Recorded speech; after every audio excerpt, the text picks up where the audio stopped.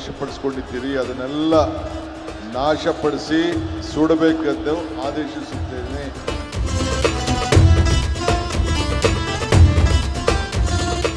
ಏನು ಪ್ರಮಾಣ ಮಾಡಿದ್ದೇವೆ, ಏನು ಪ್ರತಿಜ್ಞೆ ಮಾಡಿದ್ದೇವೆ, ಅದು ಅಕ್ಷರಶಃ ಅನುಷ್ಠಾನಕ್ಕೆ ತರುವ ಜವಾಬ್ದಾರಿ ನಿಮ್ಮದು ಆಗಿದೆ ಹಾಗೂ ನಮ್ಮದು ಕೂಡ ಆಗಿದೆ. ಇವತ್ತು ಡ್ರಗ್ಸ್ ಅಥವಾ ಮಾದಕ ವಸ್ತುಗಳು ಒಬ್ಬ ವ್ಯಕ್ತಿಗೆ ಮಾತ್ರ ಹಾನಿ ಮಾಡುವುದಿಲ್ಲ, ಅವರ ಕುಟುಂಬ, ಅವರ ಸ್ನೇಹಗಳನ್ನು ಹಾಗೂ ನಿಮ್ಮ ಇಡೀ ಭವಿಷ್ಯವನ್ನೇ ಸದ್ದಿಲ್ಲದೆ ಕದಿಯೋ ಒಂದು ವಸ್ತು ಇದು. ಮಾದಕ ವಸ್ತುಗಳು ನಮ್ಮ ಸಮಾಜ, ನಮ್ಮ ಯುವಕರ ಸಾಮರ್ಥ್ಯ ಮತ್ತು ನಮ್ಮ ಆರ್ಥಿಕತೆಯನ್ನು ಸಂಪೂರ್ಣವಾಗಿ ನಾಶ ಮಾಡ್ತಾ ಇದೆ. ಇವತ್ತು ಇಂದು ನಾವು ಮಾದಕ ವ್ಯಸನದ ಬಗ್ಗೆ ಜಾಗೃತಿ ಮೂಡಿಸೋದ ಮಾತ್ರವಲ್ಲದೆ ಈ ಪಿಡುಗನ್ನು ನಿಗ್ರಹಿಸಲು ಹಾಗೂ ನಾಶ ಮಾಡಲು ನಿಮ್ಮ ಸಹಾಯ ಮತ್ತು ಸಹಕಾರ ಕೋರ್ತಾ ಇದ್ದೇನೆ. ಈ ಕಾರ್ಯಕ್ರಮ, ಈ ಅಭಿಯಾನ ಬರೀ ಸರ್ಕಾರದಿಂದ ಸಾಧ್ಯವಾಗುತ್ತೆ ಅಂದರೆ ಅದು ಆಗೋದಿಲ್ಲ. ನಿಮ್ಮ ಸಹಕಾರ, ನಿಮ್ಮ ಸಹಭಾಗಿತ್ವ ಇದರಲ್ಲಿ ಇಲ್ಲ ಅಂದರೆ ನಾವು ಕೂಡ ಜಾಸ್ತಿ ಮಾಡಲಿಕ್ಕೆ ಆಗೋದಿಲ್ಲ. ಇವತ್ತು ಭಾಳ ಸಂತೋಷದಿಂದ ಮತ್ತು ಗಾಂಭೀರ್ಯತೆಯಿಂದ 2 ಕಾರ್ಯಕ್ರಮವನ್ನು ನಾವು ಲಾಂಚ್ ಮಾಡ್ತಾ ಇದ್ದೀವಿ. ಒಂದನೇದು ಮಾನ್ಯ ಮುಖ್ಯಮಂತ್ರಿಗಳು ಈಗ ತಾನೇ ಲೋಕಾರ್ಪಣೆ ಮಾಡಿದಂಥ ರೈಸ್ ಕಾರ್ಯಕ್ರಮ. What is rice?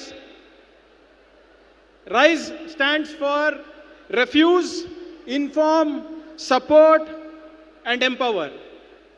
ಅಂದರೆ ರೆಫ್ಯೂಸ್ ಅಂದರೆ ತಿರಸ್ಕರಿಸಿ, ಇನ್ಫಾರ್ಮ್ ಅಂದರೆ ತಿಳಿಸಿ, ಸಪೋರ್ಟ್ ಅಂದರೆ ಬೆಂಬಲಿಸಿ, ಎಂಪವರ್ ಅಂದರೆ ಸಬಲೀಕರಿಸಿ ಅಂತ. ಇದು ಯಾಕೆ ನಾವು ರೈಸ್ ಅಂತ ಇಟ್ಟಿದ್ದೀವಿ ಅಂದರೆ ಕರ್ನಾಟಕದ ಯುವ ಜನತೆ ಅವರ ಸಾಮರ್ಥ್ಯಕ್ಕೆ ತಕ್ಕಂತೆ ನಾವು ಜಾಗತಿಕ ಮಟ್ಟದಲ್ಲಿ ಬೆಳಿಬೇಕು ಅಂದರೆ we should rise to the occasion. ಇದೊಂದು ಅಂತಾರಾಷ್ಟ್ರೀಯ ಮಾದಕ ವಸ್ತು ಮತ್ತು ಕಳ್ಳಸಾಗಣೆಯ ವಿರುದ್ಧ ಇವತ್ತು ನಾವೆಲ್ಲ ಮುಕ್ತ ಕರ್ನಾಟಕ, ಈ ಮಾದಕ ವಸ್ತುಗಳನ್ನು ಕಂಟಕವನ್ನು ಸಮಾಜದಿಂದ ಕಿತ್ತಾಕಬೇಕು ಅಂತ ಹೇಳಿ ನಾವೆಲ್ಲರೂ ಸೇರಿ ಪ್ರತಿಜ್ಞೆ ಮಾಡಿ ನಾವೆಲ್ಲ ಇಲ್ಲಿ ನಿಂತಿದ್ದೇವೆ. We all have pledged here. ನಾನು ಇವತ್ತು ನಮ್ಮ ಕಳೆದ 3 ವರ್ಷದಲ್ಲಿ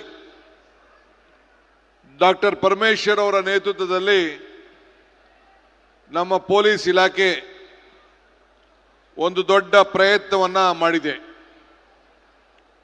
ಆ ಪ್ರಯತ್ನದಿಂದ ಇವತ್ತು ನಾವು 89 ಕೋಟಿ ರೂಪಾಯಿ ವೆಚ್ಚದ ಡ್ರಗ್ ಅನ್ನ ಈಗಾಗಲೇ ನಾವು ನಾಶಪಡಿಸಿದ್ದೇವೆ.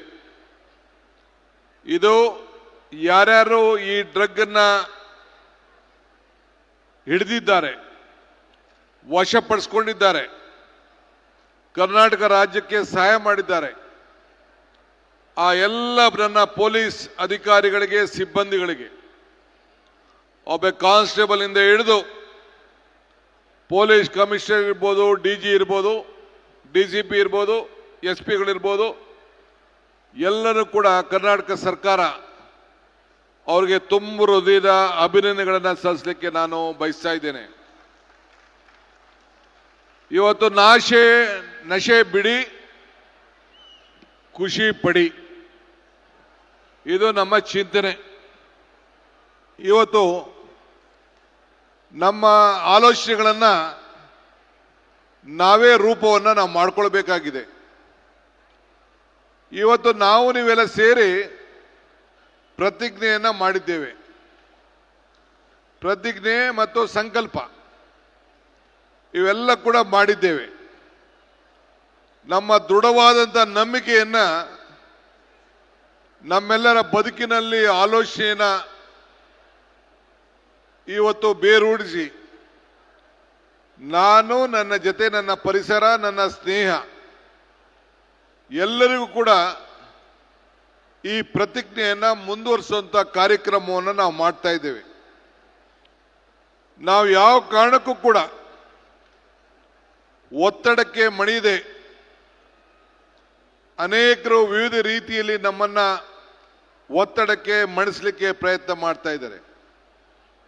ಇದು ಪರಿಸರ ಸ್ನೇಹಿ, ಇದರಿಂದ ಏನು ಆಗುವುದಿಲ್ಲ ಅನ್ನೋದೆಲ್ಲ ಕೂಡ ನಮ್ಮ ಮಕ್ಕಳಿಗೆ ಯುವಕರಿಗೆ ತಿಳಿಸ್ತಾ ಇದ್ದಾರೆ. ಸೊ ಅದಕ್ಕೆ ನೀವೆಲ್ಲರೂ ಕೂಡ ನಿಮ್ಮ ದೇಹ, ನಿಮ್ಮ ಮನಸ್ಸು ಯಾವುದಕ್ಕೂ ಕೂಡ ಮಾನಸಿಕವಾಗಿ ಧೈರ್ಯವನ್ನು ಕಳ್ಕೊಳ್ಳುವಂಥ ಕೆಲಸ ತಾವು ಮಾಡಬಾರದು. ಇವತ್ತು ನೀವೆಲ್ಲ ನಿಮ್ಮ ಸ್ನೇಹಿತರನ್ನ, ಇಲ್ಲಿ ಬಂದಿರುವಂಥ ಎಲ್ಲ ನನ್ನ ಯುವಕರು ಮತ್ತು ನನ್ನ ತಂದೆ ತಾಯಿಂದಿರು, ಯಾರೋ ನಿಮ್ಮ ತಂದೆ ತಾಯಿಂದಿರಿದ್ದಾರೆ, ಅವರೆಲ್ಲರೂ ಕೂಡ ಸರ್ಕಾರದ ಪರವಾಗಿ ನಾನು ಮನವಿ ಮಾಡ್ಕೊಳ್ತಾ ಇರೋದು ಏನಪ್ಪಾ ಅಂದ್ರೆ, ನೀವು ಇದನ್ನ ನಿಮ್ಮ ಗೌರವ ಹೋಗ್ತದೆ ಅಂತ ನೀವು ಮುಚ್ಕೊಳ್ಳೋಕೆ ಹೋಗ್ಬೇಡಿ. ಎಷ್ಟು ದಿನ ನಿಮ್ಮ ಮಕ್ಕಳ ಹವ್ಯಾಸವನ್ನ ಮುಚ್ಚಿಡ್ತೀರೋ ಮುಂದೆ ನಿಮ್ಮ ಭವಿಷ್ಯ ಹಾಳಾಗ್ತದೆ. ಆದ್ರಿಂದ ಗುಟ್ಟಾಗಿ ನೀವು ಅದನ್ನ ವಿರೋಧವನ್ನು ಮಾಡಿ ನಮ್ಮ ಪೊಲೀಸರನ್ನ ವಿಶ್ವಾಸಕ್ಕೆ ತೆಗೆದುಕೊಂಡು, ನಮ್ಮ ಪೊಲೀಸರು ಮೂಲವಾಗಿ ಎಲ್ಲಿಂದ ಬಂತು ಅಂತ ಕಂಡುಹಿಡಲಿಕ್ಕೆ ನೀವು ಅವ್ರಿಗೆ ಸಹಾಯ ಮಾಡಬೇಕು. ನೀವು ಅದನ್ನ ಪೊಲೀಸರಿಗೆ ತಿಳಿಸಿ ಅಂತೇಳಿ ನಿಮ್ಮ ಮಕ್ಕಳಿಗೆ ತೊಂದರೆ ಆಗಲಿಕ್ಕೆ ಇಲ್ಲ, ನಿಮ್ಮ ಮಕ್ಕಳ ಹೆಸರನ್ನ ಗುಟ್ಟು ಮಾಡಲಿಕ್ಕೆ ನಮ್ಮ ಇಲಾಖೆಯವರು ಅವಕಾಶ ಕೊಡದೇ ರೀತಿಯಲ್ಲಿ ನಾನು ಅವ್ರಿಗೆ ಮಾರ್ಗದರ್ಶನವನ್ನು ಕೊಡ್ತೇನೆ. ನೀವು ಸೀಕ್ರೆಟ್ ಆಗಿ ನಮ್ಮ ಪೊಲೀಸ್ ಇಲಾಖೆಗೆ ಏನು ನಮ್ಮ ಗುಪ್ತವಾದಂಥ ಮಾಹಿತಿಯನ್ನು ಕೊಟ್ಟರೆ, ನಾವು ಎಲ್ಲ ಪೋಷಕರಿಗೆ ಮತ್ತು ಮಾಹಿತಿಯನ್ನು ಕೊಟ್ಟವರು ಕೂಡ ಬಹುಮಾನ ಕೊಡುವಂಥ ತೀರ್ಮಾನ ಕೂಡ ಈಗಾಗಲೇ ನಮ್ಮ ಇಲಾಖೆ ತೀರ್ಮಾನವನ್ನು ಮಾಡಿದೆ. ಆದ್ರಿಂದ ನೀವು ಜಯಗಳಿಸಬೇಕಾದ್ದು ನಿಮ್ಮ ಕುಟುಂಬ, ನಿಮ್ಮ ಪರಿಸರ, ನಿಮ್ಮ ಊರು, ನಿಮ್ಮ ರಾಜ್ಯ. ಇವತ್ತು ಇಡೀ ಭಾರತ ವಿವಿಧ ರೀತಿಯಲ್ಲಿ ಆಲೋಚನೆಯನ್ನು ಮಾಡ್ತಾ ಇದೆ. ನಾವು 2028ಕ್ಕೆ ನಮ್ಮ ಕರ್ನಾಟಕ ರಾಜ್ಯದಲ್ಲಿ ನಶಮುಕ್ತ ಕರ್ನಾಟಕವನ್ನು ನಿರ್ಮಾಣ ಮಾಡಬೇಕು ಅಂತೇಳಿ ಈಗಾಗಲೇ ಪ್ರತಿಜ್ಞೆಯನ್ನು ನಾವು ಮಾಡಿದ್ದೇವೆ.